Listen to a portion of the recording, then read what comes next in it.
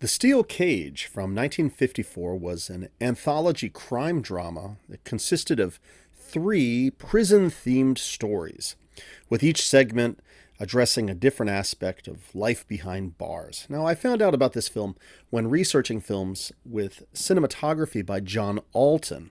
I watched and reviewed a bunch of his films on this channel last year, and I wanted to see some more. And when looking into this film, I saw that also starred actor Paul Kelly. Well, I was curious to check this one out.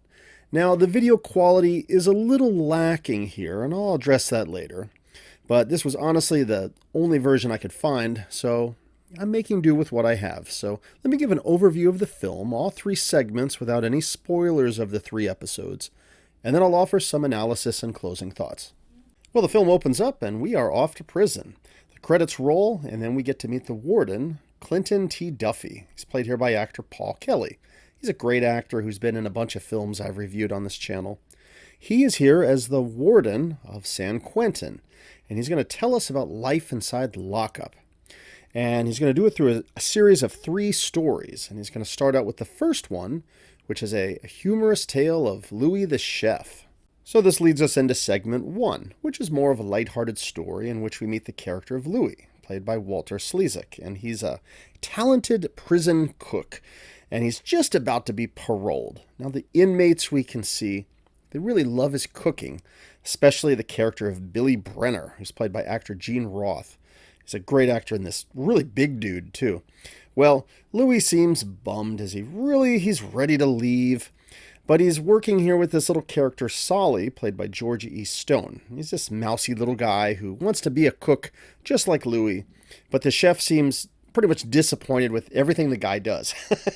He tells him things like, "You were born a fry cook in San Pedro, you will die a fry cook in San Pedro." So anyhow, the character of Brenner doesn't want Louis to leave as the cook in the prison, so he tries to bribe him into committing an offense that would keep him in lockup.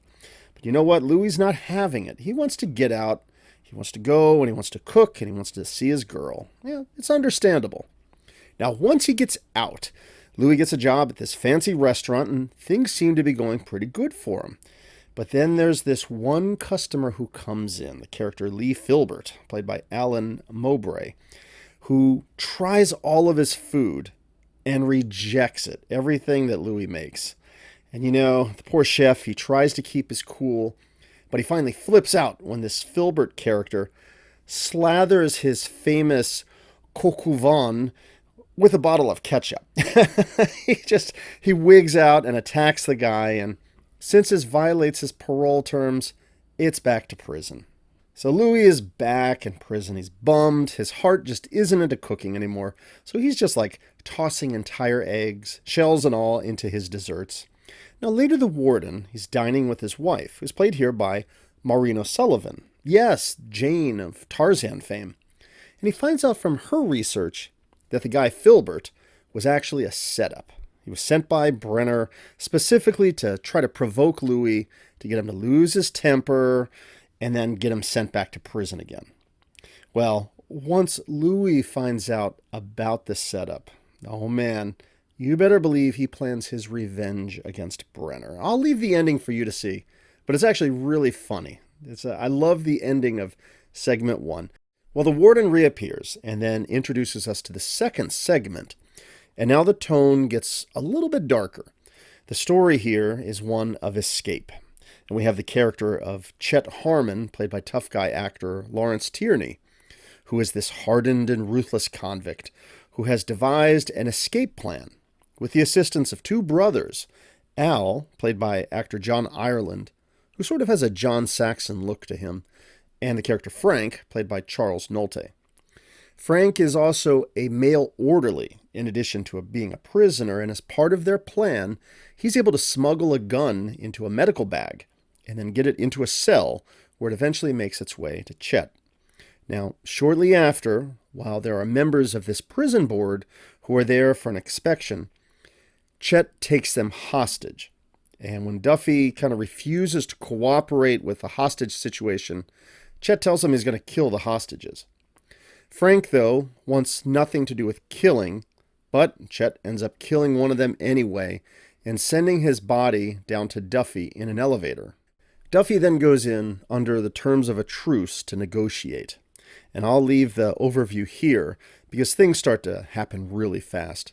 Now, if you think about it, considering that it's Warden Duffy who's narrating the movie to us, you can kind of draw your conclusions, but I'll let you see how this one ends for yourself.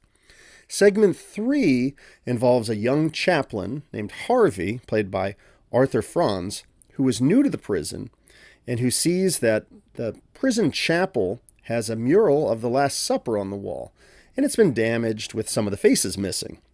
The chaplain recruits the character of Steinberg, played by actor Kenneth Tobey. He's an inmate with artistic skills, and he gets him to make the repairs. But Steinberg we see as a pretty tough character, and he's serving a life sentence for murdering his wife and her lover, and initially he seems reluctant to do this, but he eventually agrees. He brings along his friend Shorty, played by George Chandler, as an assistant, but in actuality, Shorty and his pal Mike, actor Ben Weldon, they are there to sneak into the chapel attic in order to make bootleg liquor.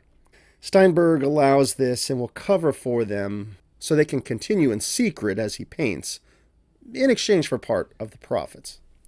Anyhow, here's where we get into the conflict of the story. Steinberg paints the face of Simon Peter with the likeness of a prisoner who was recently executed. So the chaplain sees this, he's not happy about it, and he thinks that he's doing this just as a mockery and that he should be punished.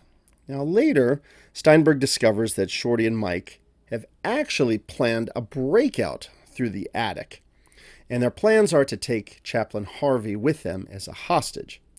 Well, Steinberg continues with his painting, and meanwhile the chaplain seems to be having a struggle in ministering to another death row inmate.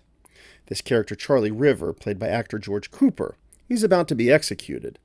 And this whole incident leaves the chaplain all shaken up about the moral issues of guilt and innocence and so on. As he escorts Rivers to the execution chamber, he actually collapses on the way. So the chaplain seems to be opening up a little bit more with Steinberg, and they continue their dialogue, but soon the story just sort of heads in a different direction as Mike and Steinberg suddenly take him hostage at gunpoint and attempt their breakout through the chapel attic. Will they make it?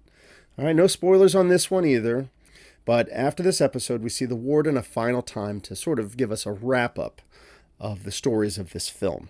So let me give my thoughts on the film. The Steel Cage was released in 1954 and was directed by Walter Doninger and produced by United Artists. The screenplay was based on the book The San Quentin Story by Clinton T. Duffy and Dean Jennings. According to Daily Variety, The Steel Cage was comprised of 3 telepics which didn't make the grade and had originally been intended as part of a Duffy of San Quentin television series. Producer Bernard Schwartz and director Walter Doninger had previously made the film Duffy of San Quentin from 1954, and this also starred Paul Kelly and Maureen O'Sullivan. I honestly wasn't even aware of this film, so I will definitely try to check that one out in the near future. So my general thoughts on this one is I did like how the film was broken up into 3 stories with the various themes of, humor, freedom, and purpose, and so on. In a way, what it reminded me of was the old Alfred Hitchcock Presents series, in that those episodes would delve into similar directions and themes. You never really quite knew what you were going to get with Alfred Hitchcock Presents, so kind of reminded me of that a little bit. Now, seeing how this was initially intended as a potential television series, I guess that makes sense now that I see it, how they kind of knit it all together with Paul Kelly doing his narration. And it wasn't bad. Although, let's be honest, if you think about it, if it's his character narrating the story, and he's the actual hostage in the second segment, we sort of have a pretty good clue of how things will turn out for that one. I mean, seriously, we aren't going to get into segment 3 with him saying, well, I died. Bet you didn't see that coming. Honestly, of the 3 sections for me, it was segment 1 that was the best. Yes, it's a little more silly and probably not completely realistic, but it's a goofy story with fun characters, and it did have me laughing at the fun chemistry between Louis the chef and the mousy Solly character. Solly was played by George E. Stone, who I caught recently in the film Timber Queen as the character Squirrel. And he's great in this film. Walter Slezak as Louis was good here as well. And I love how he plays this pompous, perfectionist chef. And you can just see his blood start to boil when that critic is there complaining about all of his cooking. It was a very funny scene, and I really did enjoy this segment. Now, the second part of the film was good, and I will say this. It felt like John Alton's artistry as cinematographer really started to come through in this segment of the film. I'm puzzled because the film credits two different cinematographers, both John Alton and Joseph Biroc. Alton I've mentioned in many previous reviews for his amazing shadowy work on noir like The Big Combo or Raw Deal and He Walked by Night. I love those films. And Biroc was something of a legend as well. He did the cinematography for films like It's a Wonderful Life, Towering Inferno, and even the film Airplane. So I don't know what the story is. I can only surmise that it's Alton's handiwork for the second act, but I don't really know. You know, clues could be that dense, shadowy contrast of the jail cells, or even that telltale Alton lamp at this one scene. But again, it's just my guess, but I don't really know how the cinematography was divided. Or did both of them work together through the film? I couldn't find this out in researching the movie. Also noteworthy was Lawrence Tierney playing the tough guy Chet Harmon in the second portion of the film. I started looking up some of his background when researching this film. And man, what a crazy story he has. I might actually do a separate biography video of him in the future, but long story short, Tierney played tough guy roles in old crime films of the 40s, but also had a fairly rough side in real life as well, having a dozen arrests between 1944 and 1951, mostly for public drunkenness and brawling, and he even served a 90-day jail sentence and a stay in a sanitarium. Wow. You know, he's remembered today for films like Reservoir Dogs from 1991, and I will admit I remember him as Elaine's no-nonsense dad from one episode of the series Seinfeld. So, his character is great in the film as this unyielding tough guy who just wants out of lockup, and he doesn't care who gets in his way, and he's not willing to negotiate with the warden or anyone. Now, neither is the warden, it would seem, so you know things are not going to work out well with this standoff. It was a good story if the ending was maybe a little bit predictable. Now, segment 3 of the film, I'll be honest, I found to be the weakest of the film, but it still had its moments. Actor Arthur Franz plays that novice chaplain, and he was fine in his role, but I couldn't help but feel watching this that the story leaned a little heavy on the grizzled veteran and the naive rookie trope. You know what I mean? The chaplain really seemed completely inexperienced and ill-equipped to be serving in San Quentin. Although maybe we were just seeing a priest here who was just in over his head and was just poorly prepared for what he was getting into. I don't know. Kenneth Tobey was great as that cynical painter character Steinberg, and I like the way that he was painting these executed killers into the paintings, if only to try to rile up the chaplain.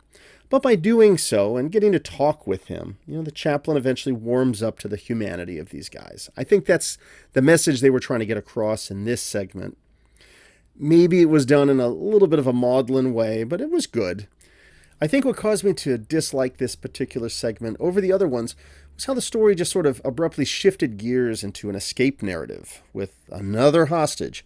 And to me, that just sort of left the story feeling a little jumbled and rushed, with the focus taken away from the story of humanity and purpose and so on, and more into a, let's take the chaplain and get out of here.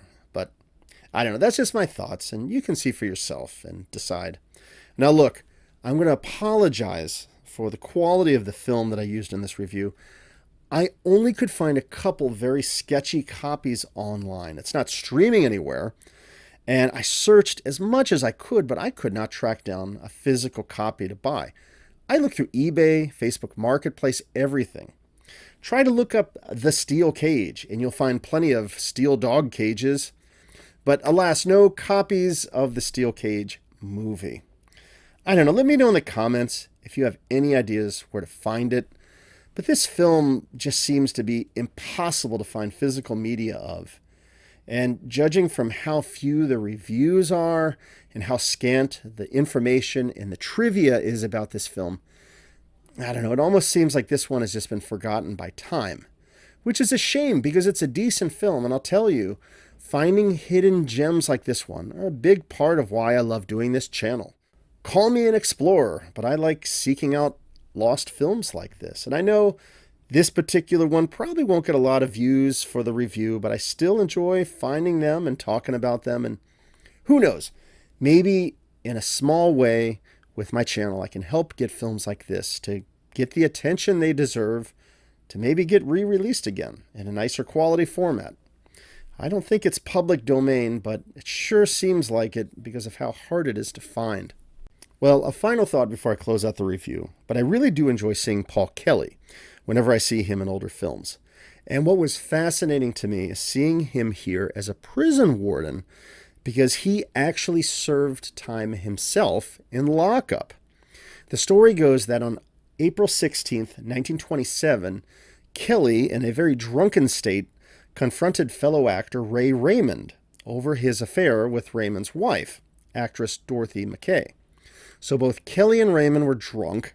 They got into a big fight, but turns out that Kelly was the bigger of the two, a bigger man, and during the fight, Kelly hit him several times and left Raymond on the floor. And Raymond later died from a skull fracture and internal injuries. Now, initially, McKay covered this up, claiming her husband had died of natural causes, but the truth eventually came out, leading to criminal charges. Well, Kelly was convicted of manslaughter and sentenced to 1 to 10 years at San Quentin State Prison. Ironically, the prison of this film.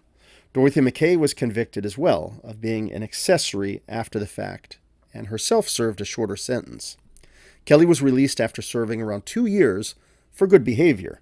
He then went back to acting, and decades later, he would play the actual warden at San Quentin in both this film and also in the 1954 film Duffy of San Quentin. I don't know, I just found that kind of amusing, how he went from serving his own time in this prison to wind up in the role of the warden of the same prison. Well, let me wrap this one up. The Steel Cage from 1954 was an anthology crime film. It featured 3 prison-themed stories that explored things like humor and escape and morality.